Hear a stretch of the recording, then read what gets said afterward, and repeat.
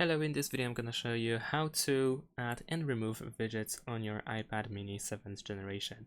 In order to do so, first and foremost you want to press and hold your finger on an empty space in the home screen in order to go to the edit mode. Now over here, if you already have a widget, you can simply press on this minus button in the top left corner of the widget in order to remove it. And if you want to add a widget, then in the top left corner you can press edit button and then tap add widget. Over here you will find all apps that contain widgets or a widget. So let's say I'm gonna choose let's say a clock.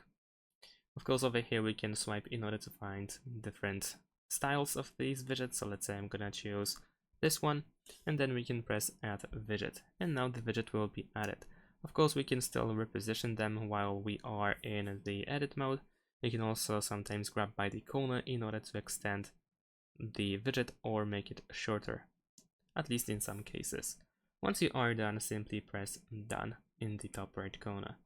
And that's pretty much it. In addition to that, you can press and hold your finger on the widget itself in order to edit it or change the appearance if there is an option to do so, or remove it as well. Thanks for watching, leave a like and subscribe to my channel and see you in my next videos. Bye!